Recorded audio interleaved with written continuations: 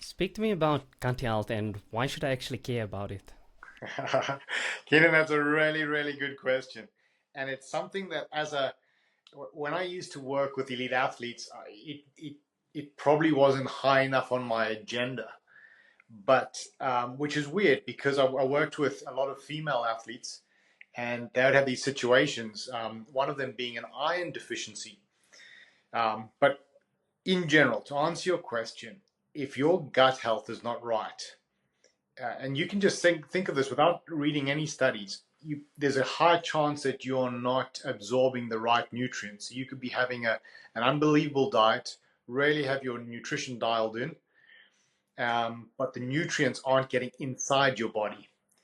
And it's amazing. I've been on this gut health venture probably for about 5 years, but the last 18 months have really gone into it. And there are connections with gut health and skin and hair health. And if you think about it, it's so obvious. I love this. And for anyone who's watching this, can look, if you put your finger on your cheek and you just drag it towards your mouth, and then you start going inside your mouth and then into your gut, like it's all contiguous. It's just one thing. And I know that the tissues do change slightly, but it's one continuous surface all the way through, and we don't have to go to the extreme to think about that. But so it's skin health, it's hair health. They're finding connections between depression and gut health. And again, it makes sense once you understand that about 90% of your serotonin, your sort of feel good chemical in your body, is made in your gut. So, coming back to your question, if you have poor gut health, you're not absorbing the nutrients that you think you are at best. If you have poor gut health, you are mentally you're going to be on the back foot because your serotonin levels might be affected. And then they're finding things. My eldest is 12 years old, and he's been diagnosed with autism and ADHD, and he has we can tell if his gut health is on track, or if we've been away for for a few nights and maybe at the grandparents, and there's been a few more treats than normal, and it affects his behavior. So that connection, they call it the mind-gut connection, is so strong. And the more we delve into it, the more crossover we see, or rather, the more we see how much gut health underpins the rest of your health. And so it's a starting point for pretty much, hey, if you're not feeling good, if you're feeling on the back foot, if you've got skin issues, if you've got brain fog, mental issues, whatever the case is, and when I say issue, I don't even mean extreme. It's just I'm not operating at 100%. You've got to look at gut health as a starting point. And if you throw in the fact, two things, as society's progressed and some argue devolved, but as we've progressed and our food has become more packaged, more processed, there's preservatives. What are those preservatives? What are they killing? One thing that they're killing is bacteria, or they're preventing the buildup of bacteria. So we eat this food high in preservatives, and it's possibly killing our own good bacteria. So it's becoming more and more of a feature. And then the last thing I'll say, and I'll take a breath after this, is how easy it is, Keenan, to be prescribed antibiotics. And there's more and more research that the antibiotics, yes, they kill the bad bacteria. We know that, and that's why we take them. But they're also killing the good bacteria. And in our family and amongst my friends, or what you want to call my tribe, if a doctor prescribes an antibiotic, we are straight away, hey, are you having a prebiotic? Are you having a probiotic? And possibly even a symbiotic, which is a combination of the two, just to counterbalance that antibiotic. So I know I rambled a little bit, maybe did a little bit of a weave there, but yeah, gut health in many respects underpins pretty much the rest of our health: physical, mental, external, internal. It's a good starting point. Yeah, it sounds pretty all-encompassing.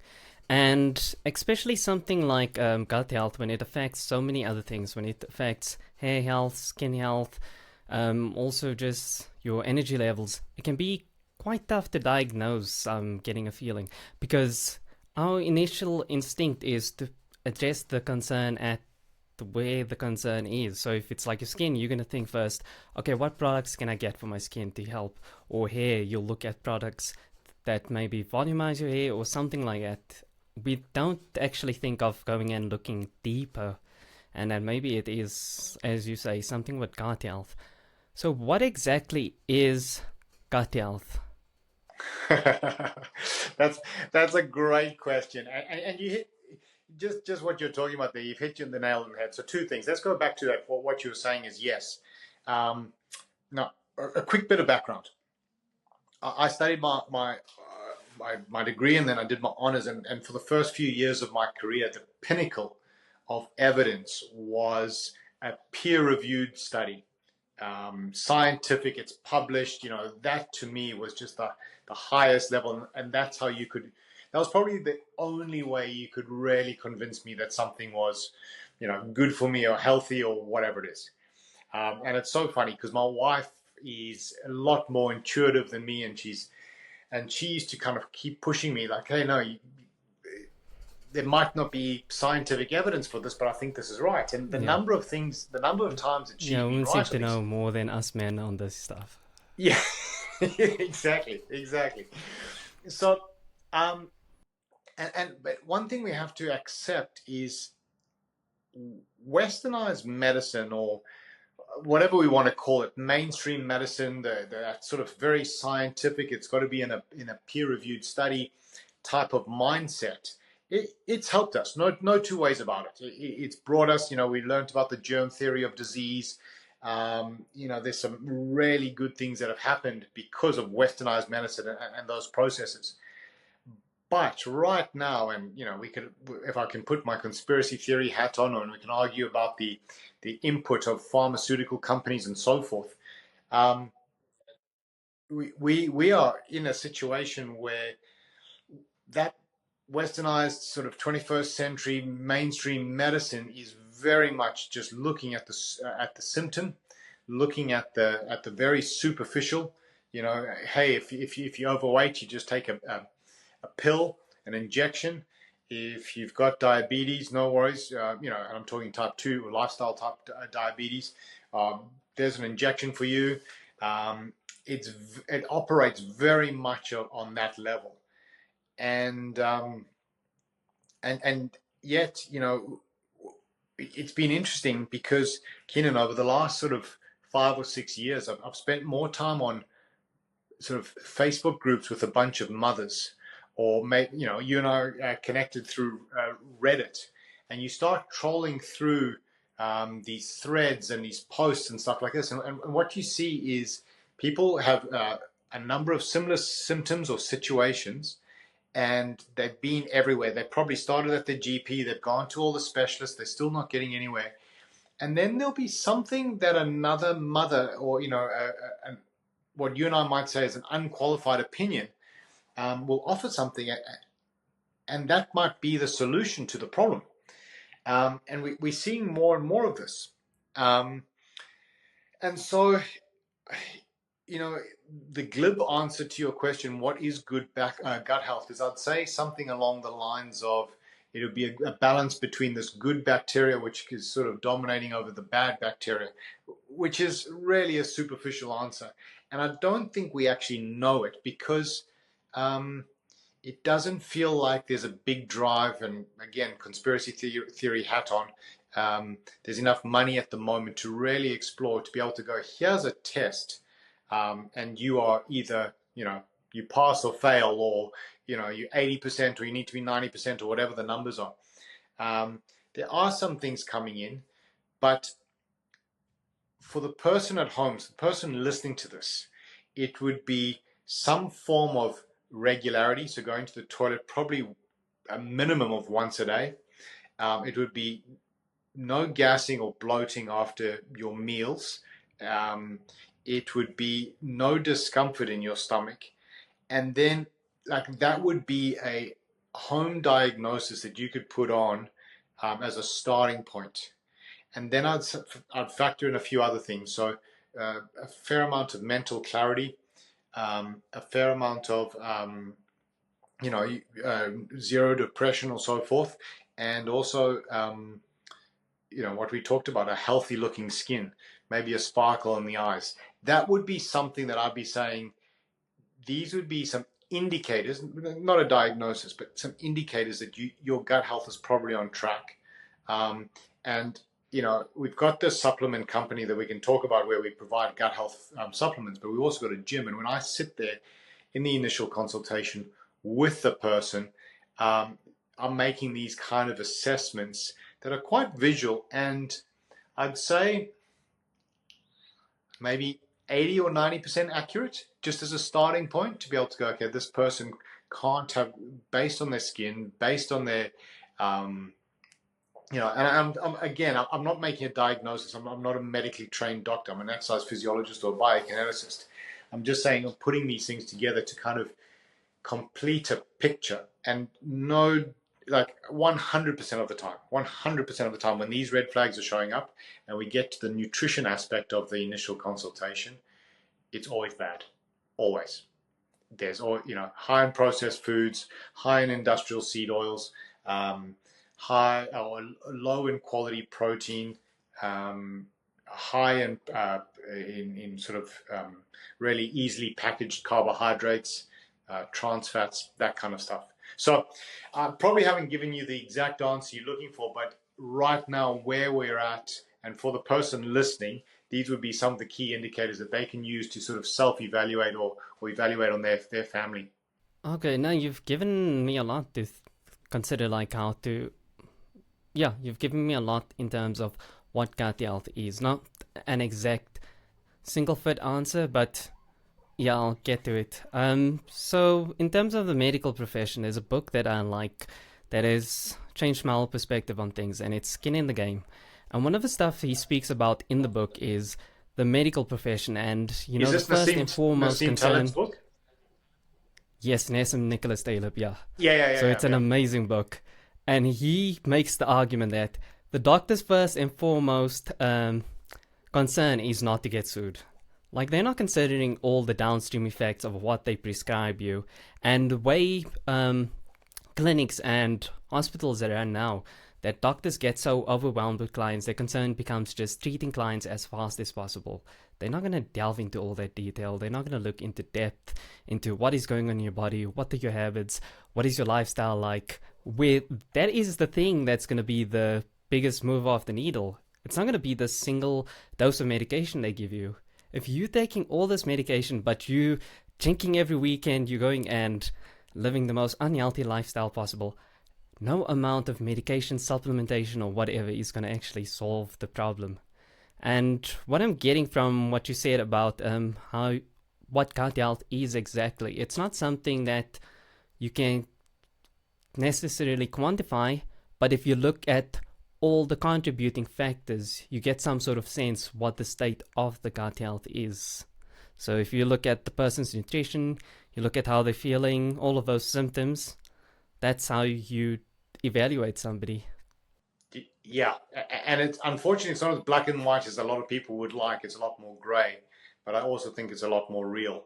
Um, Keenan, just what you talked about there, because I love Taleb's books, and I've read probably, well, I think I've read every one of them. But how's this for a story? So, 8 years ago, my wife and I moved to where we're living now. And every 6 months, my blood's checked. I'm 46 years old. I've been doing this since I was about 25. And every 6 months, at a minimum, I get my bloods checked. So I think, I've moved. Let me, instead of going back to my old doctor, I'll just go to create a new doctor. We're going to be here for a while. So I go and I chat to this woman, and she's lovely, and we're chatting, and she says something along, oh, you fit? So we start talking. She does CrossFit. I'm not a CrossFitter per se, but I understand, and strength and conditioning. We talk nutrition.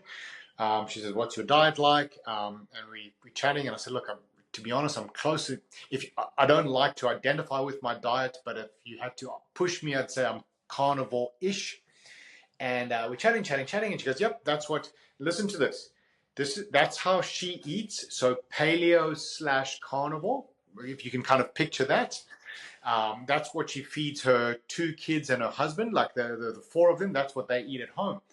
So I said, oh, this is awesome. Like, I'm an exercise physiologist. I need to find a doctor to refer people to, and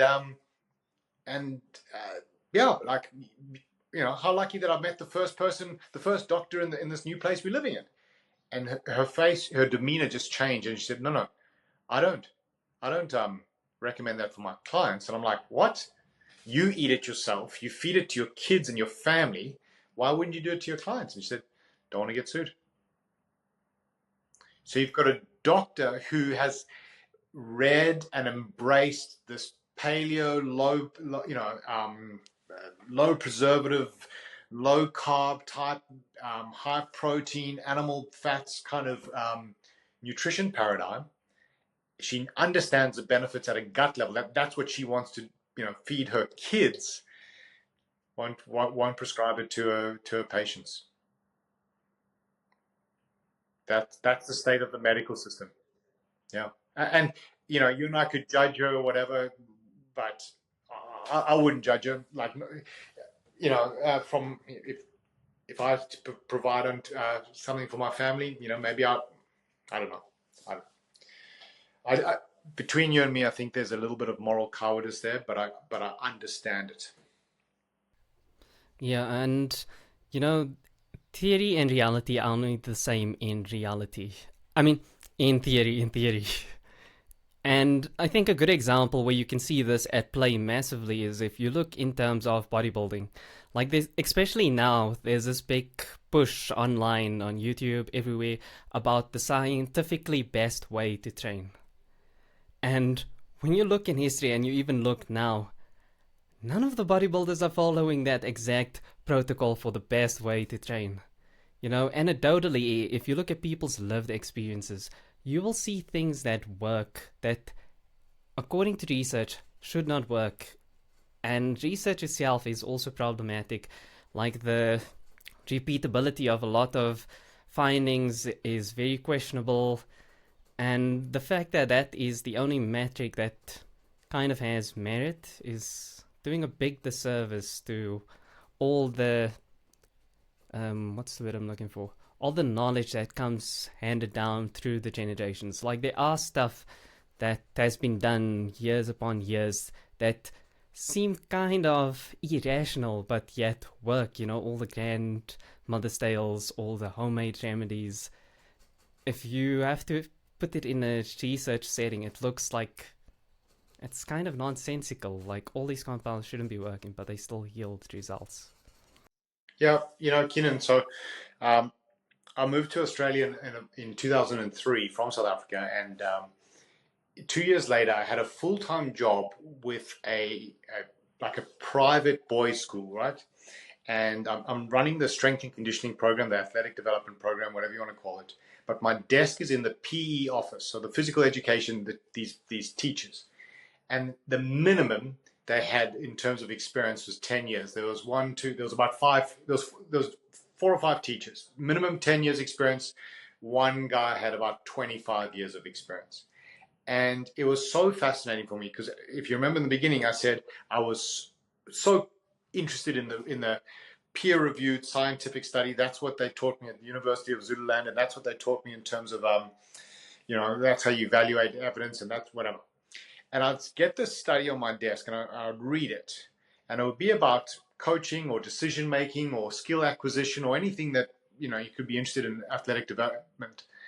And I'd look across, and these teachers who had, I don't know, 5 or 6 classes a day of 20 to 30 boys in a class, had just over the years coached cricket in the summer and rugby in the winter, and then maybe water polo in term 3, and they just coached and were around. They had figured out all these things by themselves, just through trial and error. And here, me with this young, with a few years' experience or whatever, and I was trying to tell them what to do, or I'd give them a study, but these guys, had figured it out themselves. And I think there needs to be a rebalancing. We've gone too scientific. We've gone too. Um, the perception of the pinnacle of evidence is meant to be in this in a study. And to me now, as a almost 50-year-old dad, to me the pinnacle of evidence is, what are you doing that's working? That's what I care about. Um, when unfortunately that doctor that I was telling you, she moved out, and I went to get my bloods checked from someone else, in the same place, but it was a different woman. And this woman, no word of a lie, and I don't, yeah, she, she's telling me that my cholesterol's too high and all these kind of things, and we can talk about that if you want to. Like I don't, but my HDL, my triglyceride to HDL ratio was really good, and that's all I cared about. That's what the evidence really shows. And this woman had two chins, and she's telling me that my diet is bad, and I've got to be really careful. And I just could not take that information. Um, it's like, would you go to a divorced relationship counselor? Would you go to a broke financial advisor? Would you go, like, I'm not going to take health advice from an overweight double chin doctor. I just can't bring myself to do it. Yeah, it's like having a overweight trainer telling you he can get you in shape also. Exactly. You just go, well, mate, did you lose your notes? Like, why aren't you applying it yourself? Yeah, so bringing it back to gut health, what can people do to improve their gut health? Okay. Well, I think you nailed it when you mentioned it. So get back to basics. The starting point is not to go and get a supplement or whatever, even though my business makes them, okay? The starting point is get your life in order. So eliminate processed foods. And there's a few ways you can do it. Like, um, I like to think in heuristics, and you can see the influence there from the book that you read about Skin in the Game. I like to think in heuristics. So shop at the outside aisles of your supermarket. Right? So you walk in, you see the vegetables and the fruit. Have those. At the back, there's probably the dairy and the meat. Have some of that. Um, yeah, okay. As a heuristic, if you have 90% of your shopping trolley comes from there, you are missing out on the lolly aisle. You're missing out on the soft drink aisle. You're missing out on all that rubbish that doesn't need to be there. So there's a little heuristic. Another one we say is, if it ran, swam, flew, or grew. So if it was an animal, or it's natural in its most natural form, eat that. So that's from a nutrition point of view. Make sure you're just eating low processed, as natural as possible foods.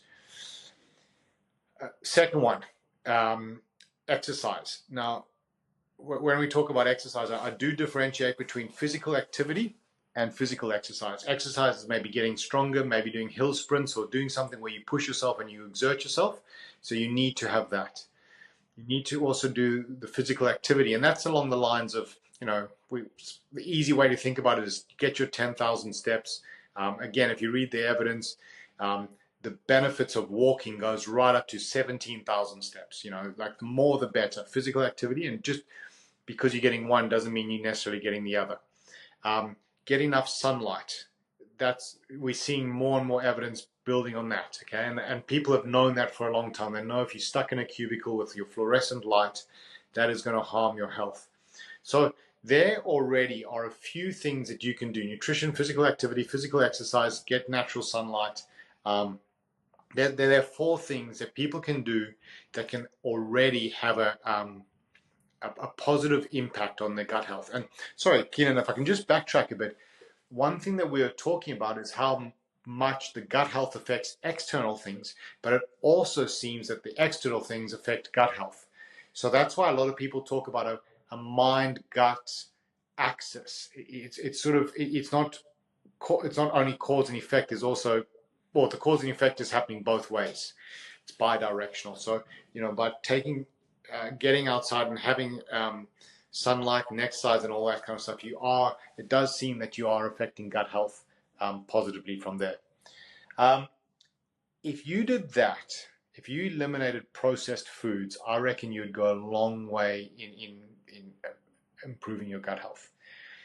For those people who either struggle to do that, or have some additional issues, or maybe they want the results to be a little bit quicker, one suggestion might be to either start with a prebiotic or a probiotic. A prebiotic is something that feeds the gut bacteria, and a probiotic is essentially the gut bacteria.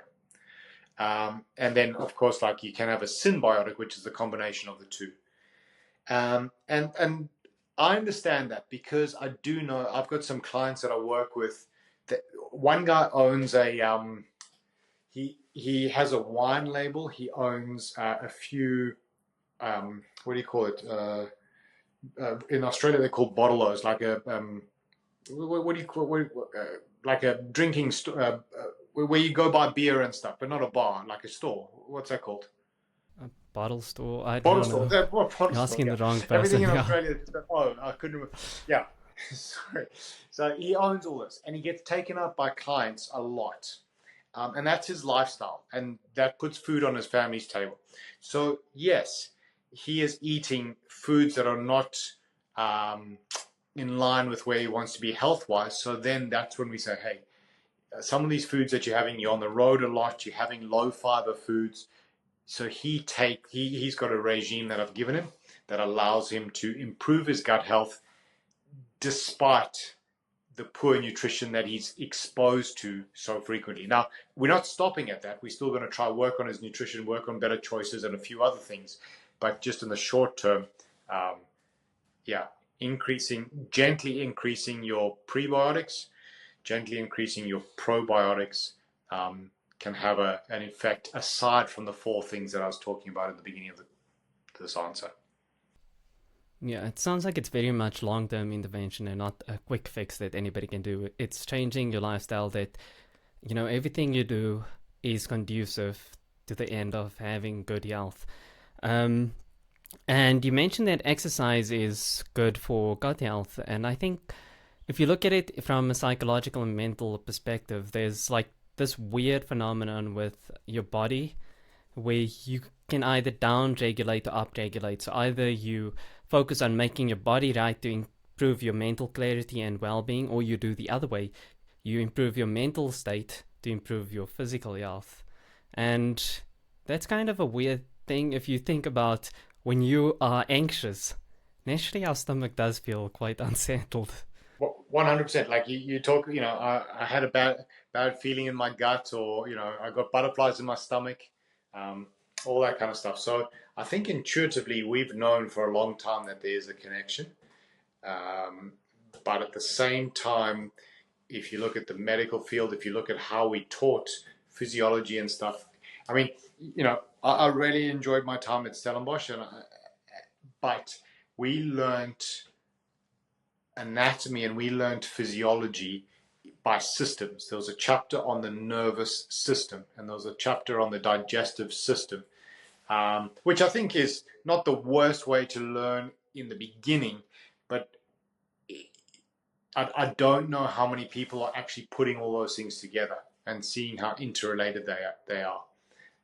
There's snippets, and I think there's some people who do get it, but I don't think it's happening at the population level of understanding the interconnectedness.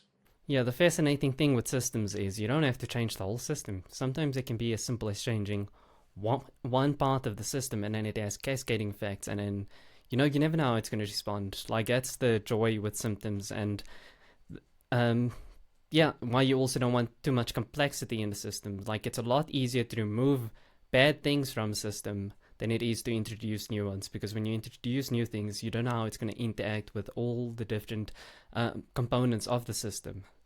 And again, it sounds similar with the gut health. It's a lot easier to look on removing what is not working and enhancing what is working. So if your nutrition isn't good, okay, looking what you can remove from your diet and what you do like but is also good for you, how you can incorporate more of that. So in terms of exercise, what sort of exercise is better for people? Like cardiovascular exercise or strength-based exercise, flexibility? What works? What you want to do as a starting point is kind of hit the two extremes. You want to build strength slash muscle mass. And I say slash muscle mass because the two can be independent. Um, and both, eventually both are important, but yeah, so build, in other words, you want to do resistance training. That's on the one side. And on the other side, You want very good VO2 health, very good cardiovascular health. And in the short term, you can do your high intensity CrossFit, repeat sprints kind of stuff, and you'll get a shift in your VO2.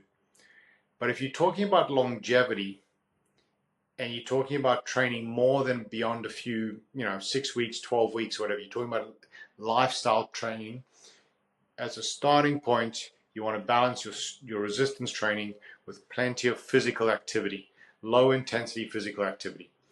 It might be getting on a bike, it might be mountain biking, it might be going on trail hikes and walks, it might be walking the dog. It doesn't have to be high intensity. They often use like the breath test, so you and I should be able to continue a conversation, but we might have to take a little breath every now and again, like that level, and the duration. Kenan, I remember reading a study, I'm just trying to think of the year, they looked at the Hadza tribe in Kenya, and they they compared it to, and this study might be 8 or 9 years old now. We'll have to look up the date, but they looked at the amount of physical activity this tribe did compared to the average westernized person. And it wasn't that they did twice as much physical activity or 3 or 4 or 5 times as much physical activity. It wasn't even as much as, it wasn't like they did 10 times as much physical activity. Like, think about 10 times. It wasn't that. It was 15 to 17 times the physical activity that the average westernized person does. 50, that's what our body has evolved to over, centuries, millennia, whatever you want to, whatever you believe. Like if you say that Homo sapiens have been on the planet, biblically 6,000 years, or if you go more from an evolutionary perspective, it's about 200,000 years. But it doesn't matter. Like for a long time, that's what we've done, and now we sit shortened hip flexors. We drive to work. We're in air-conditioned offices, air-conditioned houses, air-conditioned cars, sitting the whole time. 15 to 17 times the physical activity. That wasn't training or anything like that. That's just movement. And when you see it like that, you can start to see why we have potentially autoimmune diseases on the rise, cancer on the rise. There's a bunch of things that are happening because our body is maladapted to our current environment. Yeah, allow me to put on my evolutionary psychology pro science hat for a minute. And if you look at how the world has evolved, it's evolved a lot faster than we as human beings have evolved. And a good example where you can see the impact evolution can have on people is if you just look at lactose intolerance. Like, a large portion of the population is lactose intolerant. And that's by virtue, if you look at the countries that have the least amount of people that are lactose intolerant, they are people that, it was sort of earlier practice to drink milk from animals. When the regions where they don't have cattle, they don't herd that specific livestock, you find a lot more people that are lactose intolerant. Now, if you infer that with the way the world has changed, you look at all the processed food, you look at all these things that are introduced, I don't believe that our bodies have even had time to adapt to it. Like, sure, they might adapt like for the next generation or in 2 generations, but in the time being, it's quite detrimental for our body functioning, I would imagine. Yeah. Well, Ken, there's one little thing I'd like to touch on there. I also wonder about this, and I don't have an answer for it, but we blame the lactose, and it could be that, and as you said, there's an evolutionary component of that. But we're also feeding cattle. We're putting them in a terrible environment. Feedlots, feeding them grains, feeding them corn, fattening them up as quickly as possible, year-round, milking. And then we take that milk and we pasteurize it and we homogenize it, and then we store it in plastic bottles. So it would be really interesting to see take those lactose intolerant people, as much as possible, sort out their gut health, because it could be that, like, the number of people who become, my sister became lactose intolerant at like age 25, and you kind of wonder, like, how did that happen? Like, did something happen? Yes, from an evolutionary perspective, our genes aren't evolving quickly, but our gut bacteria might be able to be fairly quick relative to that. And then if we had to take her and sort that out and then give her, what we might call raw milk from a grass-fed cow that's whatever in pasture, and maybe we find that the lactose is not so bad. I don't know. It's just something in the back of my mind. I just wonder, like, what's happening when we look at food sources. My first thought is to go preservatives and ultra processed, but we have to look. It's becoming more and more obvious to me that it's not what our food eats. It's not what we eat. It's also what our food eats. And that's actually applies to vegetables and fruits as well. But yeah, it's an interesting one, and I think you're right. I think we are moving too quickly. Our processes and our industrialization and our technology and our knowledge is moving too quickly for our genes. Yeah, and I think it is a well known fact and has been well known for some time that the food that we eat, or yeah, what we eat, what what we eat eats matters as much to us as it did to them. Because if you look at the most expensive beef, what is it? It's Wagyu A5 beef. And what is so special about that beef? It's what they feed the cattle. It's the way the cattle is raised. And it's with anything like that, even more closer to human example is if you look at women and their children. What the woman eats affects what the breast milk is like. The mental state of her also affects the taste of the breast milk. Like if a woman's very stressed and anxious all the time, the milk's gonna get quite bitter. And the same thing with a livestock. If it's raised in an environment where it's constantly anxious, constantly stressed, it's naturally going to translate to the meat that we consume. Yeah, 100%. I'm on agreement there. But unfortunately, profits drive everything. You look at it was amazing. I remember the first apple I saw in Australia. It was huge compared to South African apple, and things have changed now. But you got to remember that farmers, like fruit and vegetable farmers, they incentivize to produce the biggest, the juiciest type of fruit. That's their profit mark. That's what they're paid to do. They're not they're not incentivized to provide the most vitamins and minerals and essential anythings to us. If it's bigger and juicier, they get more money. So that's the market force that's going to drive the farmers in terms of crop selection and fertilization and whatever it is to get that product. And I always think about when it was really interesting. I had a friend of mine who just loved um, his marbled beef. The fats in the steak, the marbling. And I remember talking to him one day, and I'd said this. I didn't mean to say it quite so bluntly, but I was like, "Man, that's a fat animal. That's the equivalent of a diabetic animal. Like if you had to look at a human, what he was like saying, look at the marbling, and I'm going to cook this and all this kind of stuff." And I had this, like, I don't know, like this visceral disgust. Like that animal would be like if sick because it's eating the wrong stuff. It's being force fed, and then through salts and waters and all this other kind of stuff, it's being force fed to eat this corn that puts on fat at a disproportional level or disproportional rate. And yet, and it's funny, we've got friends who they have 40 acres and they have their own cattle, and they'll send a text and they'll say, Daisy's going down on Tuesday. In other words, and how much do you want? And I'd say, like, okay, we'll have half a cow or have whatever it is. And Keenan, the meat is definitely tougher, but because they haven't been fattened, they haven't been exposed to corn and all that other kind of stuff. And anyone who's been hunting or eaten wild animal, I think it's more flavorful, but it's definitely tougher. It feels good to have a marbled steak, but you have to accept that that animal was a sick animal.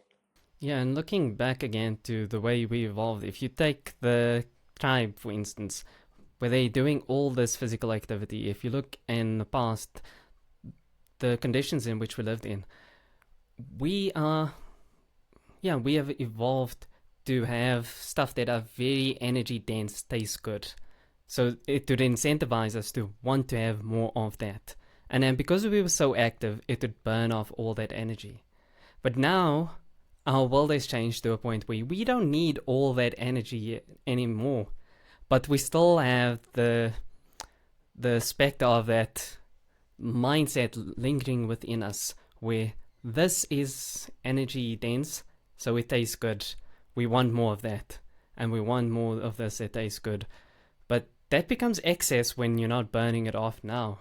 Yeah, no, 100%. I think that's a key thing, and this is why it's so important. Like for most of human history, our levels of comfort were so low, so minuscule. Maybe in your whole life, where you were fed, you were warm, or the appropriate temperature, you were comfortable, you're whatever.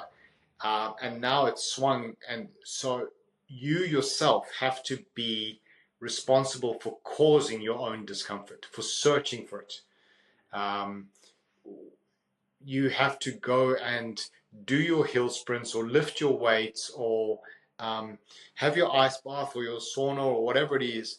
And yes, cold shock proteins and heat shock proteins, and there's physical benefits, but I think there's also the mental benefits that your body needs to be able to, into some form of fasting, whether it's 16/8 or 24 hours. Or I've done multiple 5-day fasts where you just have water and black coffee. Um, and you sort of have to do that because the environment is not going to do it for you, but that's what your body needs um, to survive. Yeah, a fascinating thing about fasting that I learned recently from a book, Tools of Titans by Tim Ferriss, is so majority of the people in the book have like a sort of fasting ritual, like they'll fast at least once a year for 3 days. And what happens, or what they found with fasting, is it kills off cancer cells. And it's recommended before chemotherapy, like you do a 3 to 5 day fast before to prepare the body for it. Well, my knowledge on cancer is not extensive, but I do know that there are certain types of cancer that prefer sugars. And so eliminating that from your diet is a great starting point. And that's where, keto, carnivore, and those kind of diets get some good reps.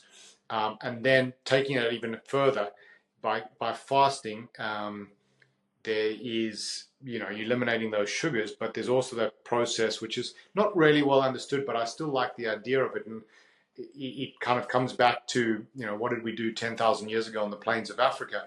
Um, but the autophagy, so the self-cleaning, and, so the autophagy, the heat shock proteins, the cold shock proteins, all these things that um, clean up your cells that are, what do you want to call it, like the broken cells, the cells that aren't working properly and stuff like that. But again, yeah, I don't know enough about cancer to really speak as an authority, but it would be something to explore, definitely, that fasting, low carb, or maybe even zero carb, plus sauna, cold, intense exercise. These are the things that clean your body, and you feel it. You feel it spiritually. You feel it mentally. Keenan, I'm a bit of a novice. I'm a blue belt in jiu-jitsu, and one of my favorite sessions of the week is on Fridays at where I train for 4 minutes. So it's you against me, for example, and you get in the strongest position. You can mount me, take my back, whatever it is, and we work through all these positions. And for 4 minutes, I've got to defend. So in those 4 minutes, most of the time I'm going to be tapping because you got my back, and if I escape, I'm relieved. And it's just, and as soon as I escape, we go back into it. And if you make me tap, I go back into that position, and then I get 4 minutes to take a strong position on you. So that's 8 minutes of pretty intense work, and then you do that like maybe 5 or 6 times.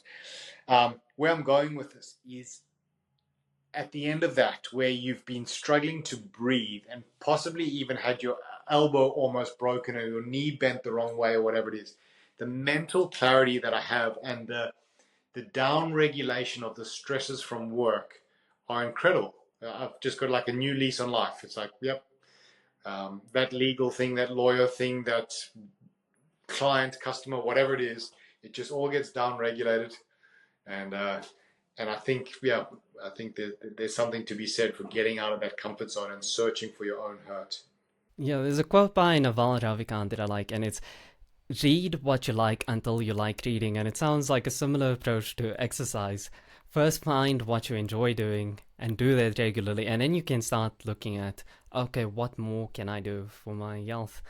Um, so, it's one thing to tell people this is what is good to do for you.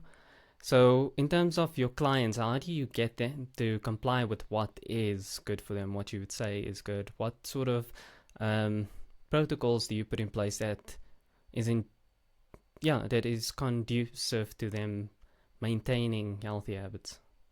I won't give you specific protocols because that's, it will be specific on what your goals are, but I'll tell you a few things, some underpinning principles. Number one, we use this with my athletes and we use this with any change that we're doing. It's called gradual progressive overload. So we do a little bit more today than we did yesterday, or a little bit more this week than we did last week.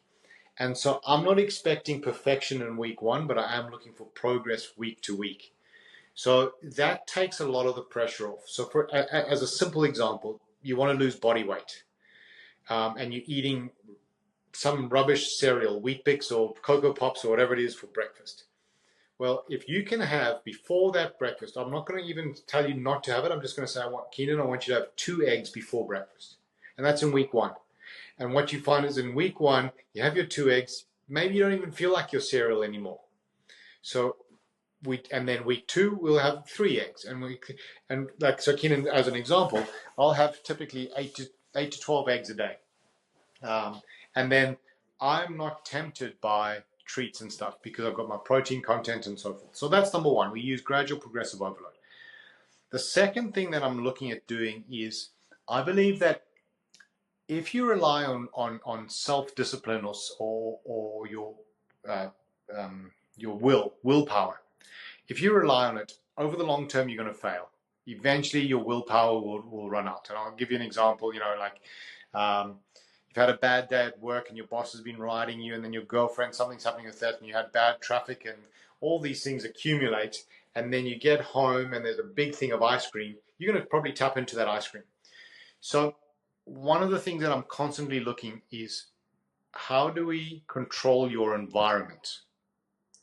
And so an example is we have a thing, this is very regular in our gym. We have what we call a chuck-out day. I give you a list of things you're allowed to have in your fridge, a list of things that you're allowed to have in your pantry, and you chuck pretty much the rest out.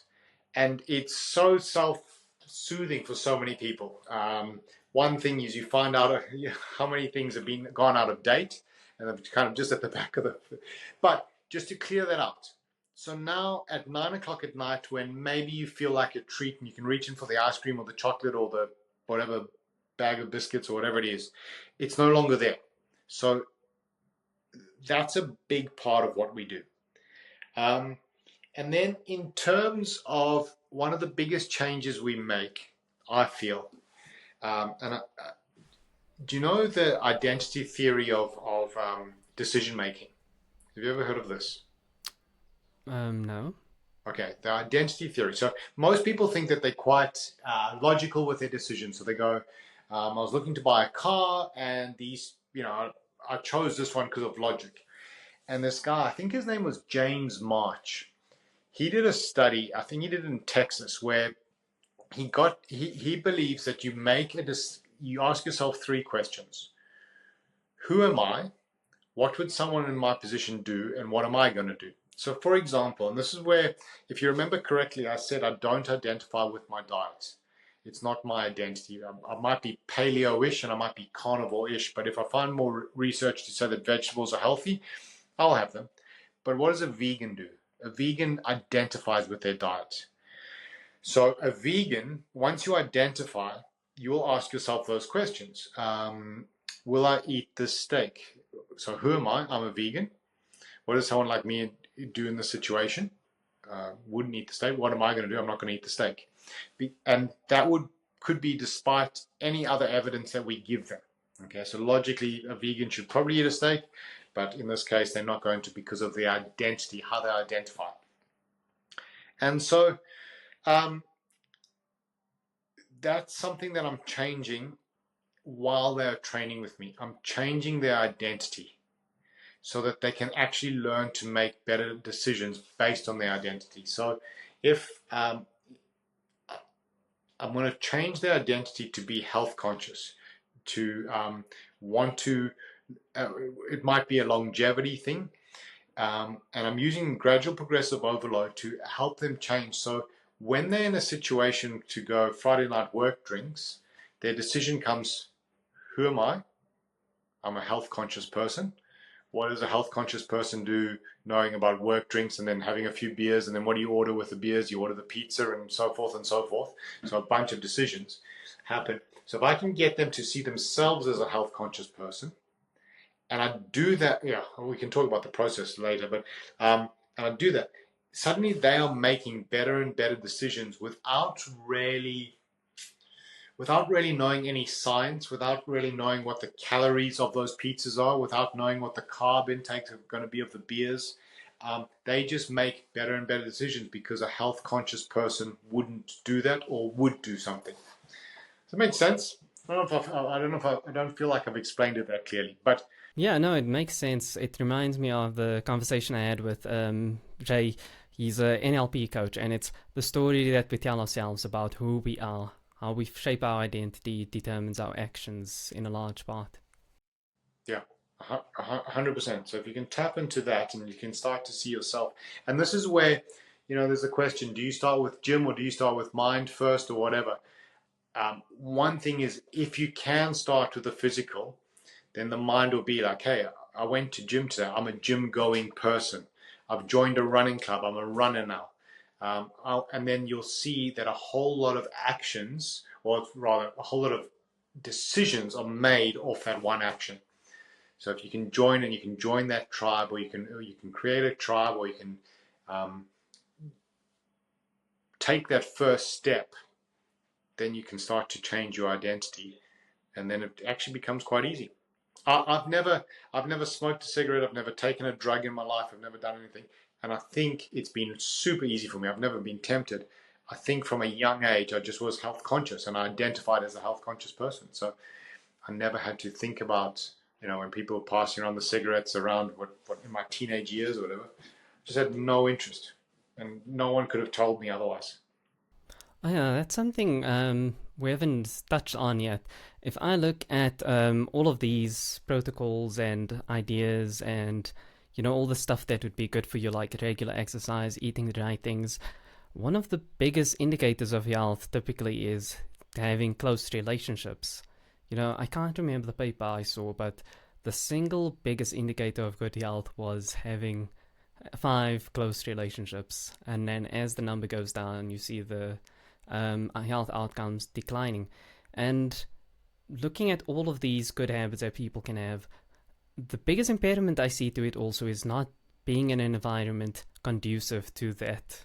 Which brings it back to the story that somebody would have, the identity that they shape in their mind. Your identity is largely shaped by the people you surround yourself with. There's the old expression, show me your friends and I can show you who you will be in 5 years, or something like that. And if you're going to be around people that are constantly smoking, no matter how much you deny it, you are going to become a smoker yourself, like just through exposure. Even if you're not smoking, you're going to be around them when they smoke. You're going to be inhaling everything. Drinking as well, you're constantly immersed in that environment. If you're surrounded by everybody that does, it's going to bleed into you. You're going to start feeling peer pressure. It's going to take a drain on you mentally. You're going to either feel like you do not belong in this group, which leaves you feeling isolated, or you conform and then you feel guilty about conforming just to fit in. Being around people that are aligned with the person you are and the person you're striving to be seems like it would be a good starting point. Even if you're not that person, find the people that are who you want to become so you can learn and see what works. Yeah, I think that was part of the success of CrossFit in the early 2000s and even up to like 10 years ago is because you joined this tribe who had a very homogenous, you know, if something got into CrossFit, it went into CrossFit worldwide. So CrossFitters, they've embraced paleo, close to carnivore, you know, a whole bunch of things. Those barefoot shoes, or whatever they used to call them, like the toe shoes or whatever. That went got into like once it got into there and it just spread. But that's because it was fairly homogenous, and then you'd see these massive changes in physicality and mentality if someone did join. Not always positive, but there were, yeah. And if you can do something like that, that kind of aligns with choosing your environment quite carefully.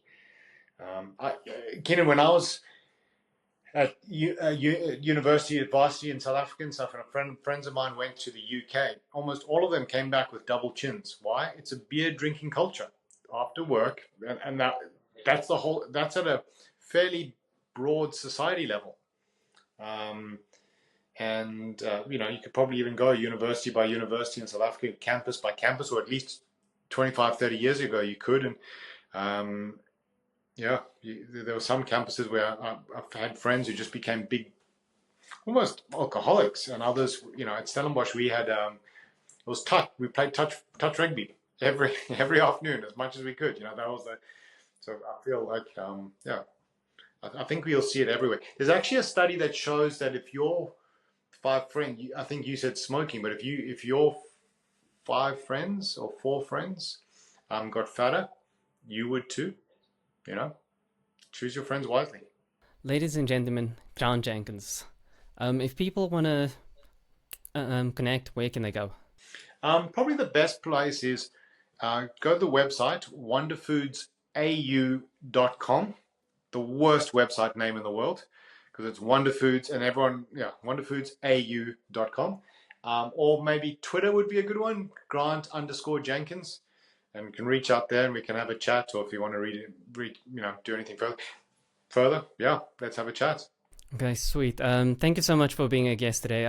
There's a lot for anybody to take here that's interested in knowing about gut health, overall health, and practical things they can do for themselves, and to see that it's not just a quick fix, it's a lifestyle commitment and many decisions that they have to make to see the results they want to see.